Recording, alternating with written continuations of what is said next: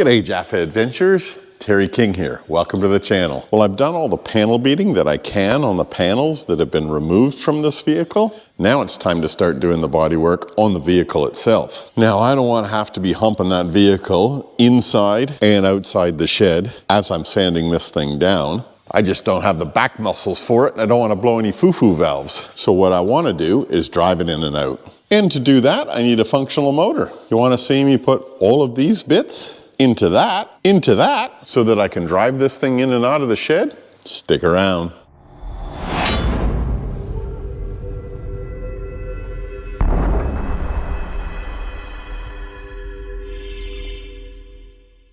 I'm going to start this whole process off with the crankshaft. That's the used crank out of the 305. I'm going to reuse that. The crank journals and the rod journals are in pretty good nick. I've already put a double row timing gear on the front of this thing, but before I install that on the block, I'm going to linish those journals. Now, I'm no engine reconditioner by any stretch of the imagination, so don't use this video as a how-to. Entertainment purposes only, hey? My mate Matt is an engine reconditioner by trade, actually. Unfortunately, we just couldn't get our schedules to line up. He's a very busy man. He's got a life to lead, of course, like everybody else. So I am flying solo, but I do have him on the end of the phone should I need him for any advice, which is a wonderful thing to have. So what I've got here is some 2000 grit sandpaper and a flat shoelace and some WD-40 and a wee bit of elbow grease. And I'm just running this back and forth over the crank journal to try and level out any inconsistencies in that bearing mating surface. It's getting better, but I think we can still do more. What I'm trying to do is make sure that we're leveling that down nice and evenly, and that's the idea of this flat shoestring. Cover as much surface area on that journal as possible. It's looking better. You can see that discoloration that was here on the end of the journal is starting to disappear. I'll keep at this until that looks polished up, and I'm happy with that.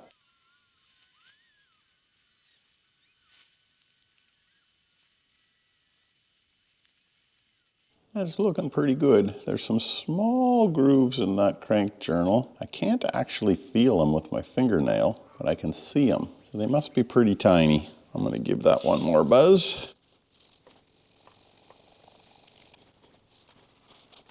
That looks much better.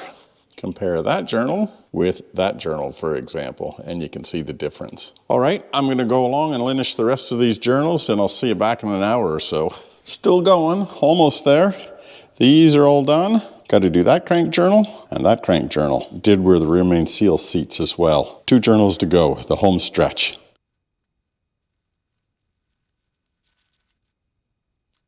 Yeah, that's it, last of the journals. Crankshaft linished. Okay, I got a can of engine degreaser. I'm going to try and get the abrasive from that linishing process off this crank. And I'm kind of focusing on the oil galleries. Get.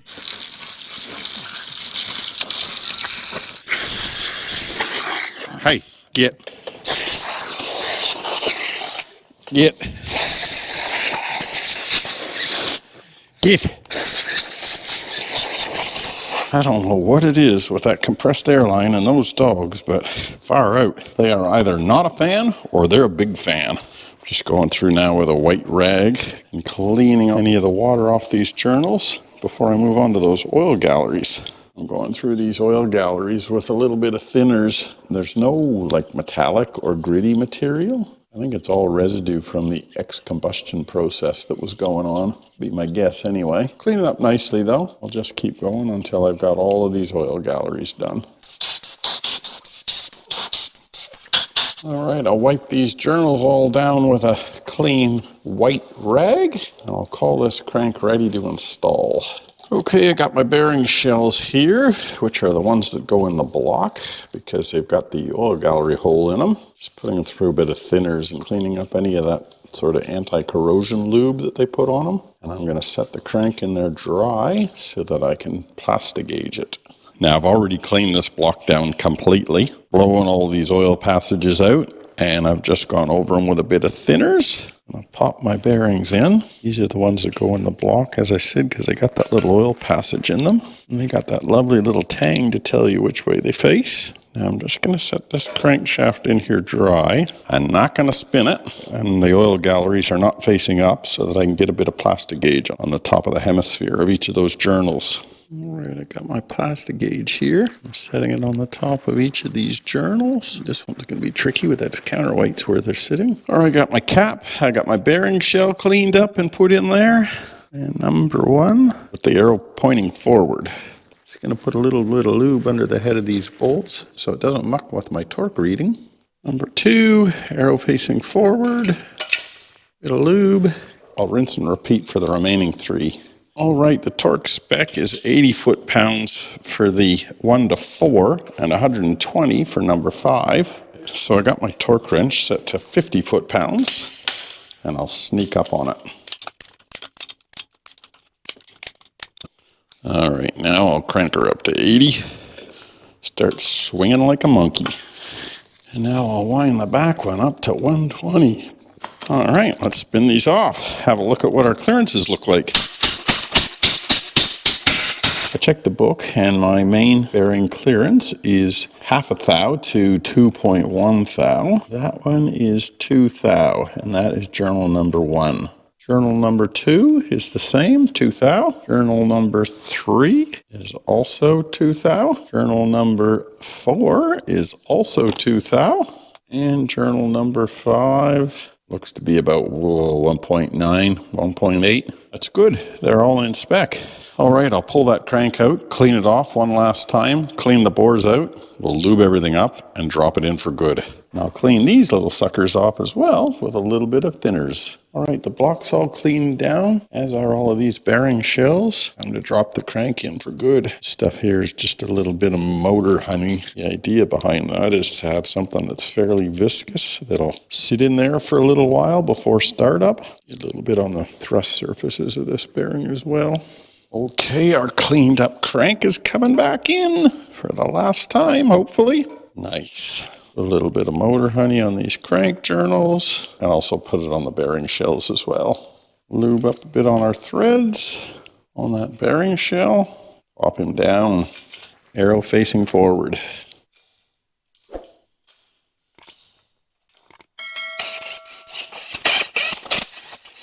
All right, 50 foot-pounds for stage 1 torque.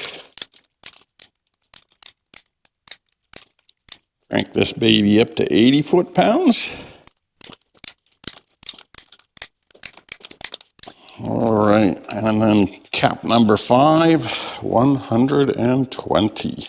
Well, I have just averted a potential disaster, and the mistake was mine. I said that these main cap bolts were 80 foot-pounds on 1, 2, 3, and 4, and number 5 was 120. And where I got this number from was out of my shop manual. Crankshaft bearing cap bolts 1, 2, 3, 4, 80 pounds, and crank bearing number 5, 120.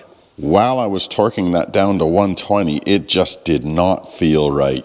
And I was like, geez, my spidey senses were tingling. Something didn't feel right there. So I pulled the bolt back out, and I don't know whether you can see that or not, but that bolt has actually stretched. See how close the threads are together on the left-hand side? And up here on the right, they've spread out, and the bolt has actually got narrower. That sucker was not far off from snapping. So I'm thinking, what the hell's going on? Are those bolts over-torqued? Because I torqued them to specification. So I jumped back into my book again, and I had a look, and this is the engine specifications for a 307, or the VIN Y. If I turn my pages, and I go to this section, the L69, that's the engine that I've got here, the VIN G, and I have a look at that specification, main bearing caps, 70, 85 foot-pounds. Does not differentiate between 1, 2, 3, 4, or 5. So 1 to 4 are all fine at 80.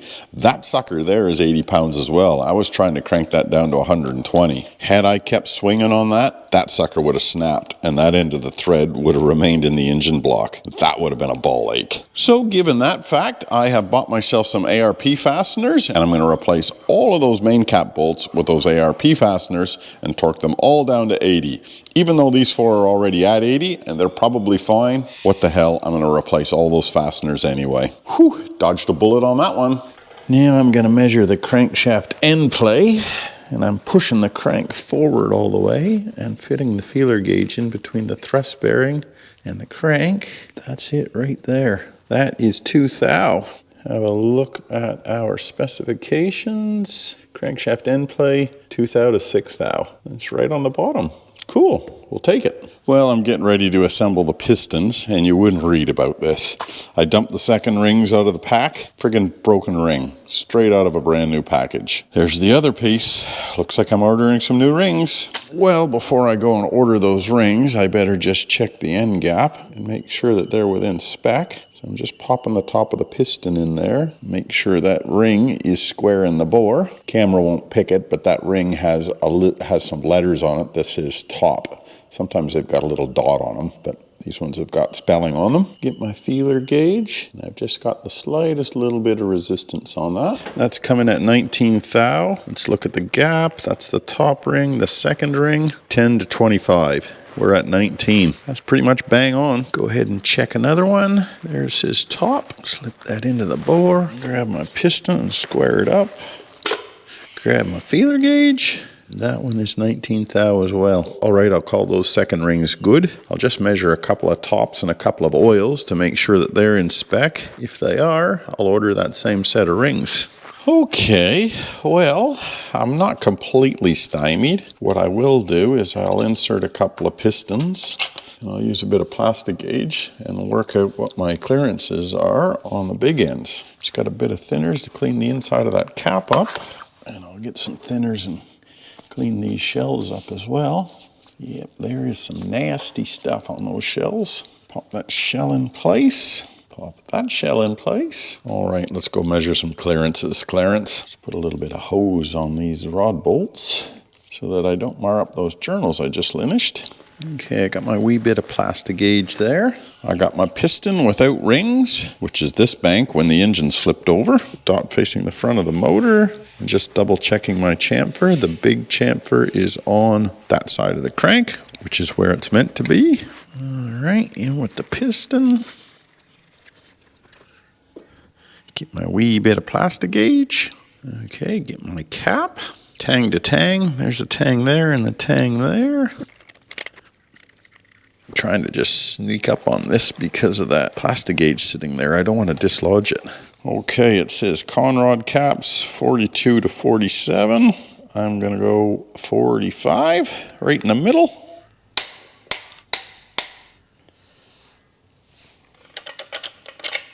Nice, got a good impression with the plastic gauge. Okay, the spec is 13 to 35 thou and service at 30, and we are at 15 thou. That's excellent, within spec. Okay, I'm going to go along and I'll do that exact same process for each of the other journals. Clean off my plastic gauge with some thinners. Lovely.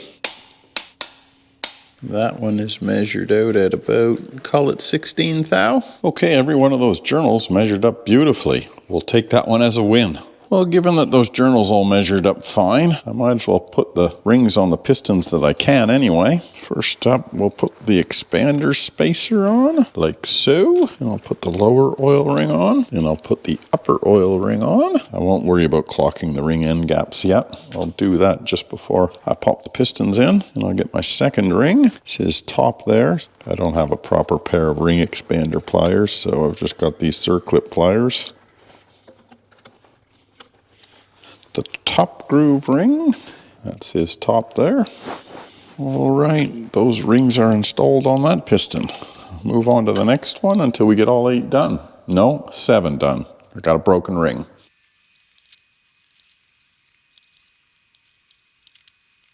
I'm putting these piston rings on, and you know how I was bitching and moaning about that broken ring. I've got 2 pistons left, one there and one there. If you have a look at this, I got 2 second groove rings, and the third one is a broken one. So they've actually sent me 9 piston rings, the 9th one being broken. So I thought, shit, yeah, I'm out of jail free. But then if I go over to my top groove, I've only got 1 piston ring left, and I've got 2 pistons to do. So the wankers have shortchanged me a piston ring on the top groove. So I've got to buy a new set anyway. Oil rings, I should have 4 left. 1, 2, 3, 4, yes. And the spacers, I should have 2. Yep, all good there. Shortchanged the top ring, bastards. Now I'm just doing a little bit of random shit to kill some time while I wait for that one piston ring. What I've got here is the cradle for the rear main seal.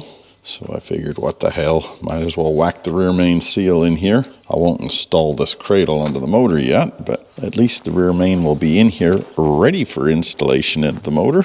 That looks pretty good. That seal's even marked outside. That's pretty handy. I'll put a real thin film of this assembly lube on the outside of this rear main. Now I've got nothing even close to that size that'll drive this in.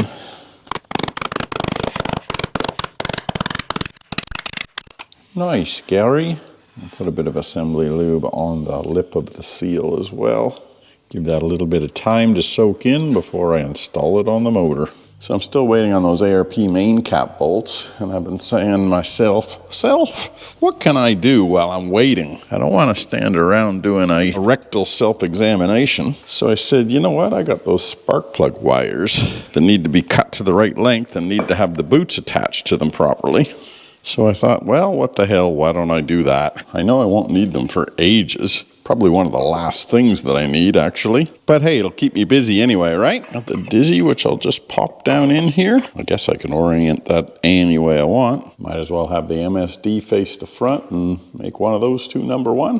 Whack the sniper on just to make sure everything clears. I'll whack both the rocker covers on. You'll see why that's necessary in a second.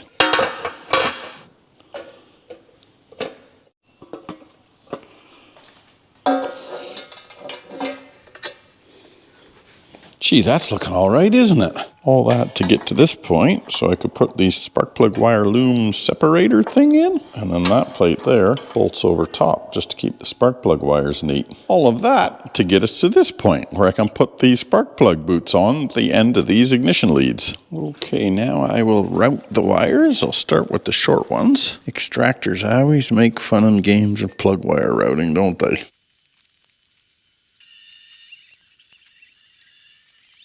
There, that certainly looks the part. I like that. I like that a lot. And now I can work out the lengths of my wires to get up to the Dizzy. So I'll do that over on this side next. Okay, time to chop these wires up. You can buy sets of wires with the boots already attached. The advantage with them is you don't have to go through all this ball ache doing it yourself. The disadvantage is the wire lengths can sometimes be a little bit how you going. So I've gone through and marked all my wires with the numbers. So I set up number 1 wire there. That means this guy here is number 8. On the small block Chev, the leading bank is 1357. What I mean by leading bank, see this valve cover is sitting a little bit proud of that valve cover. It's shifted back a little bit. That's called the leading bank. So 1357, 2468, which means this piston back here is number 8. That's this plug wire here, comes around here, and goes to there. That right there is sort of a goodly amount of length. That's number 8 there. We'll chop him back just about here. Snipped. All right, MSD give you all sorts of funky tools to help with this sort of stuff. Starting with this thing, slide my wire in. This is to cut the proper amount of insulation off. You're meant to butt it up against that flat. Pop your knife in there, rotate the wire, pop him off. That is meant to be the perfect length you need. Now the next thing they say is that insulation should protrude about 1/8 of an inch past there, as should that conductor, which means if I butt that up flush there and snip that flush there, that's my 1/8 of an inch for either side. The next tool they give you is this thing they call this little W block or crimping tool. So I'll set that up to be 1/8 of an inch, close that up so that I can slide my wire down inside of it, just like that. I think the reason they call this a W block is because it looks like a W. All right, the second half of this tool has got this little component. Those two slide together like so, and then as I tighten the vise, that just pulls those two crimps in and crimps that insulation.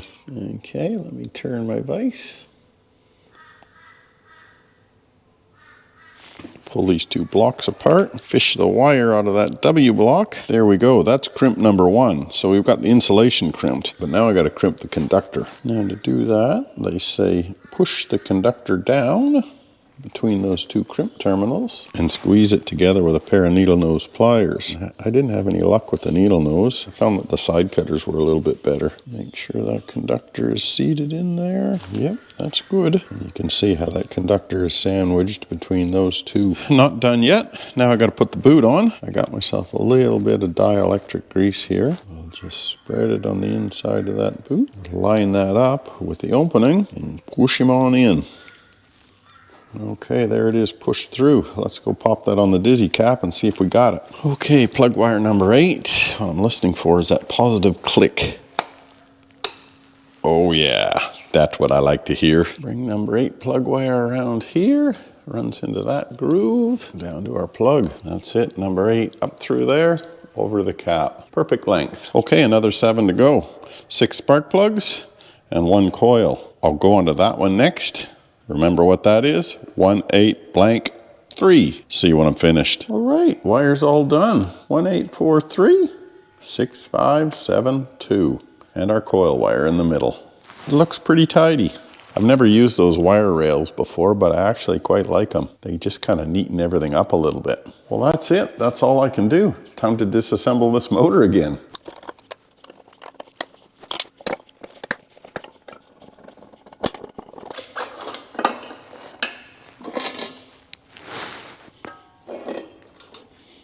Well, looky what just arrived. Small block Chev 2-bolt main stud kit. Still don't have my rings yet, but hey, at least I can fit 7 pistons anyway.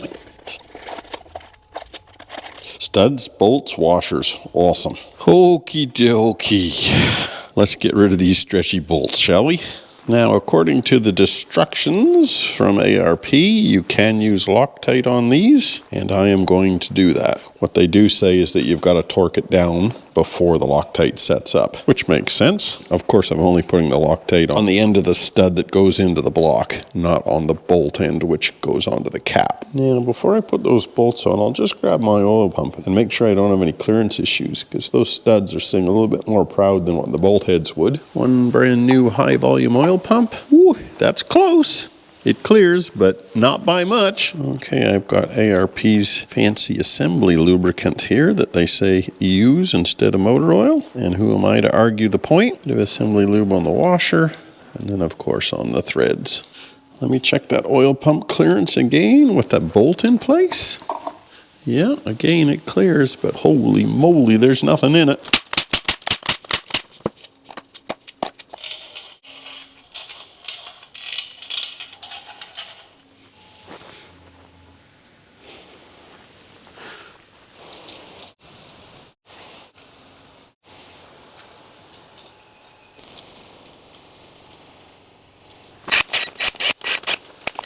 Okay, so ARP say to sneak up on the torque spec in 3 stages, not 2. I'll do 30, 60, and 80. Before I knock these down, let me just double check that I got my cap numbers right.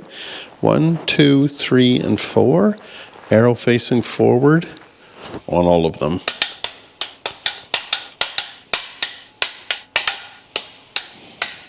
All right, that's 30. Wind her up to 60.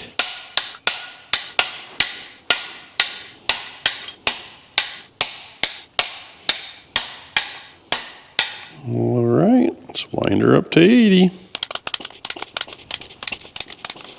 Okay, double check. Beautiful. How's that crank spin? Oh, lovely. Look at that. All right, now I can whack 7 pistons in. All right, I got myself a brand new clean rag. I'm gonna spray the bores with a bit of WD-40. I'm not using that as a lubricant, I'm actually using it to clean. There shouldn't be any shit in these bores because I've cleaned them many times. Yeah, look at that, that looks good. Yep, no shit in there at all, lovely. Okay, I'll finish off the remaining 6 and I'll see you later.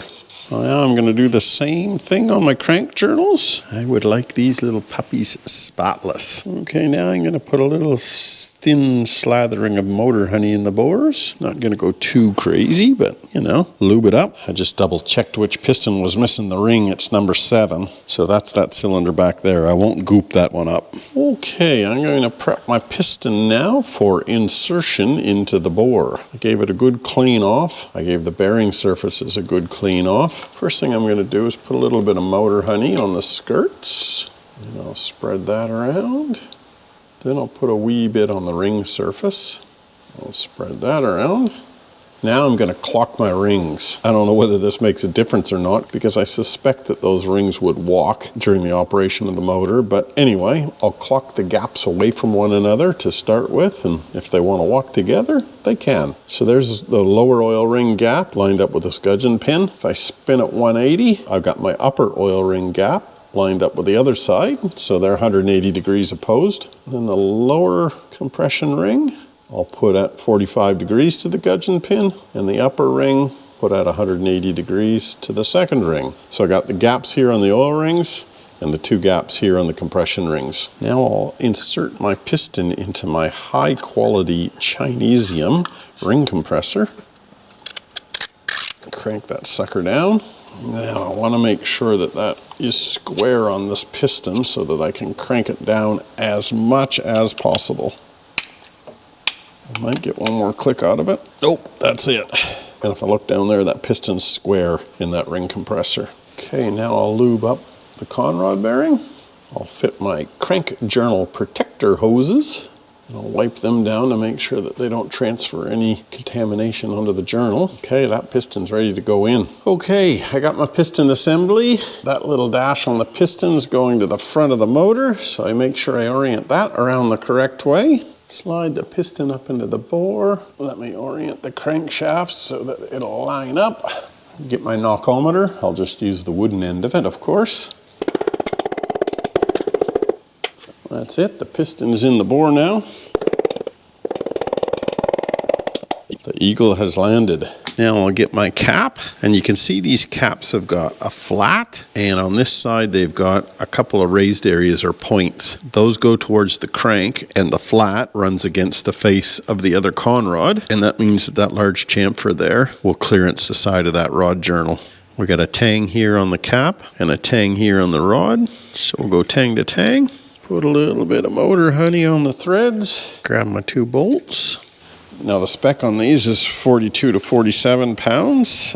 I'm going in the middle at 45. I'll double check number 1 again. Now I'll rotate my crank and make sure that I don't have any interference or clunking or anything that's nasty. Feels good. Feels real good. Now my side clearance for these rods is 6 to 14 thou, and I'm coming in at 12 thou. So within spec nicely. All right, I'll rinse and repeat that on 5 more pistons because I still don't have the rings for the last one. Summit box just arrived. Rings are here. All of that just for one. Let's uncover this motor and continue the build. Exciting. All right, let me clean this cylinder out for the last time. Very good. Unfortunately, I got the rings on the piston, so I can't use it to push this ring down in there to check that gap. So I'll just have to get as close as I can to square. So my ring clearance is 12 to 32,000, and that one is 16 thou. Excellent, we'll take it. Okay, there's our top because it says top. Piston rings installed. Just like before, I'll oil the skirts. Nice. I'll oil the rings. Then I will orient the rings. Bottom ring is clocked there. Where's our top one? There's our top groove there. Spin him around. Top groove that side of the gudgeon. Second ring that side of the skirt. Top ring that side of the skirt. Rings are clocked. Insert into ring compressor. Looking good. Can I get one more click out of her? One more click. That's it. Nice. Lube up the shell on the conrod and the shell on the cap. I cleaned these, of course, over to the block, and I'll squidge the bore. That's got him juiced up fully completely. All right, I cleaned up the crank journal. Some nice thick motor honey on the journal. Piston with my bit of rubber to protect the journal. Front of the piston there. So that piston faces in that direction. Slide him up into the bore. She's home. Orient our cap in the right direction. Lube up our threads. Run a couple of bolts down. I'm going to have to recheck my spec. I forgot it. I've been waiting for those rings for over a week. I think I was running them down at 45, but I'm not sure. Yep, spec was 42 to 47 pounds. So I'm going in at 45, which is what I did the others on. And lastly, we'll check this clearance. Spec is 13 to 35 thou. And we're at 18 thou. Awesome. It all checks out. All right, let me double check all 8 again. And assuming that's right, we got our rotating assembly installed. That rotating assembly feels really good. There's no tight spots or sticky spots or anything like that. There's a constant pressure across the entire rotation. Okay, let's pop on a rear man seal before we move on to the camshaft. All right, as before, I'll throw a little bit of motor honey on the end of this crank. Now my gasket. I haven't put any goo or anything on this gasket, just going on dry. And then the rear main, and in this case, it's a one-piece seal. My gasket just shifted out of location a little bit. There we go, got him. Okay, that rear main seal is in and tightened up. Just give this a little bit of a spin over and make sure that there's no funky business happening there. Looks good. All right, let's move on to the cam. All right, I got my camshaft here. The grind is not too wild. I'll share that with you guys in a second. But first I'm gonna clean it off as per the comp cam instructions. They say just drop it on a little bit of mineral spirits and clean off all the lobes and the distributor gear. Okie dokie, that cam is all cleaned off, believe it or not. It always amazes me that these lobes look so crusty and so shitty when they're brand new. Must be something to do with the treating process that they put this cam through. Okay, so what are the specs on this puppy? I got a intake lift of 0.447 and an exhaust lift of 0.462. I can't remember how that compares to the factory cam, but the lift is definitely higher.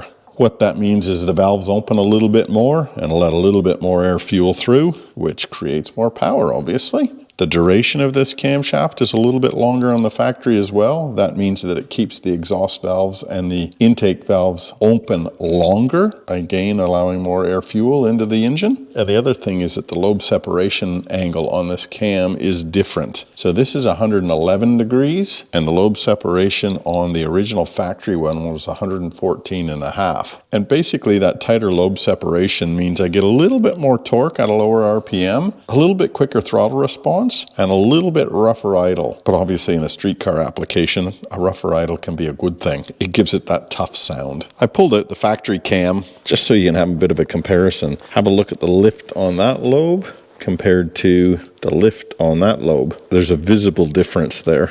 Lobe separation is a little bit more difficult to see. But anyway, I just thought that was a little bit interesting. Okay, that cam is now ready for some break-in lubricant. I'm going to temporarily install this cam gear just so that I can use it as a bit of a handle. And yes, I know that cam gear is on back to front, but it doesn't matter for my handle application. All right, I got myself some camshaft assembly lubricant. And this is black, nasty stuff. And basically I'm going to go along and snot up each of the bearings, snot up the distributor gear, and snot up each of the lobes. I'm being pretty generous with this stuff. I also put a little bit of that motor honey on each of the cam bearings inside the block as well. Okie dokie, find the hole. That's it, she's home. All right, now let me spin the engine over so that I get cylinder number 1 at top dead center. All right, that little dot is coming around. That looks about goodly to me. Number 1 piston's up at top dead center. Okay, now let me get my cam gear. I'll temporarily run 2 bolts in. And we'll spin that gear around. So we got dot to dot. There we are, right there. I'm just reading the comp's cam instructions here, and they say checking camshaft end play is not necessary. If you've got a solid flat tappet or a hydraulic cam, there's a hydraulic. That's because they've got a taper ground into the lobes, which pushes the cam into the proper position and holds it there while the engine is running. So don't need to check the cam end play. Sweet. Next up, install the chain. Again, that looks good, dot to dot. I take these bolts off.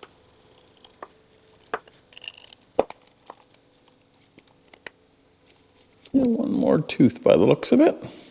Now I'm just going to run these bolts down to pull that gear up tight to the camshaft so I can recheck my timing mark and check my chain tension. Dot to dot still. Chain tension is good. Now I'll take each one of these bolts back out and put a little bit of Loctite on the threads. I do not want those suckers to come out. That would be disastrous. 13 to 23 pounds apparently, which is quite a spread. I'm gonna go 23, right to the max. That's it. All right, now I'm gonna install my timing cover. I've already whacked a seal in that. I did that several weeks ago. This gasket I'm gonna use some RTV on because I don't know whether I've had a small block that has not had a timing cover leak at one point in time or another. All right, that's one surface. Pop the gasket in place, and now I'll do this surface. I took one of my body hammers and went along and knocked each one of these screw holes back into shape again. They were pulled forward, as typically happens when people crank down on them. And why do they crank down on them? Because the goddamn things are leaking. All right, I'll let that set up for a second. Now I'll take off my crank bolt along with my socket, which I used as a spacer with the crank bolt. Now I got a keyway here I need to find, and I need to lube that chain up before I pop that cover on. All right, found my keyway. That's seated in place. All right, now I will lube up my gear and chain.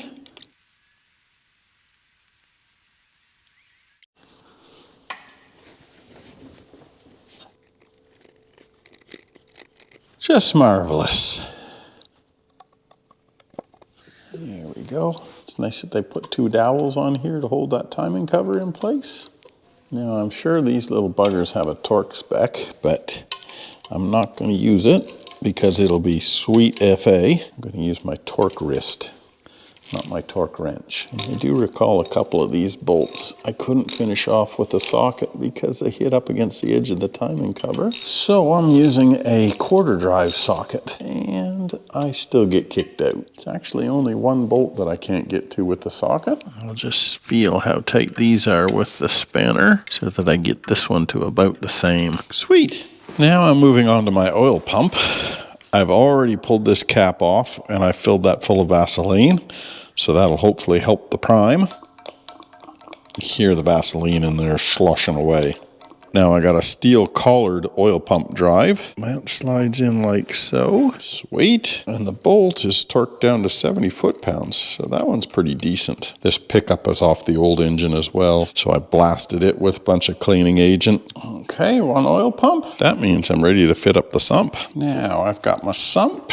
I'm going to pop that on and make sure that that pickup clears. Feels like it. You know what? I've got that bore scope. I'm going to pull that plug and just have a squiz inside of there and see what sort of distance I've got between the pickup. There we go. That pipe on the oil pickup is 5/8 of an inch in diameter. And that gap between the bottom of the pickup and the bottom of the sump would be half that distance. Don't think I'm going to run into any oil starvation issues there. Yeah, that's good. I like that. All right, I'll test fit this sump gasket. I must admit, I'm not the greatest fan of the color of it, but there you go. Fits beautifully. All right, I'm going to put a little bit of Celastic in the leak points, in the known leak points. Right here on this join, right up on the front timing cover join on both sides, and on both sides on the join on the rear main seal. I'm going to put a little bit on that angle right there as well. Okay, time to button this up. I don't know, this is a bit of a milestone in my head, putting the sump on. Nice thing about these one-piece gaskets is they've got little inserts to prevent you from over-torquing them. The other thing that this sump came equipped with were these little rails, and these are absolute crackers to prevent you from deforming the sump. because it's a little bit of a steel rail and it prevents you from tightening it down too tight and deforming the sump.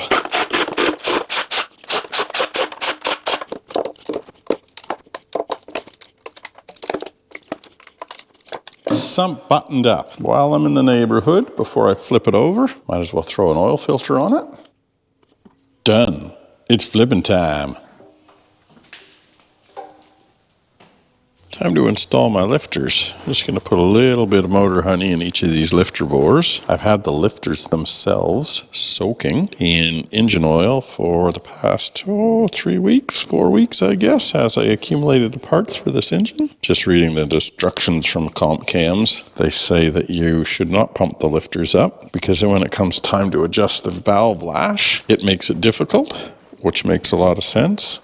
But they do recommend soaking them in oil. Here's half of my lifters. Now, comp cams say to put that nasty cam assembly lube on the lifter surface that contacts the cam lobe. So, that's what I'm gonna do. And while I got the top of the motor open, I'm gonna put in my engine break-in oil. 5 liters of semi-synthetic goodness. All right, next up will be the heads and the valve train. I have no doubt this video has already gone well over 30 minutes, after which time my 10 viewers dropped down to 2 viewers, so I'm gonna call it. Next video, we'll finish this motor off and maybe even get her running. Until then, keep the shiny side up. Bye now.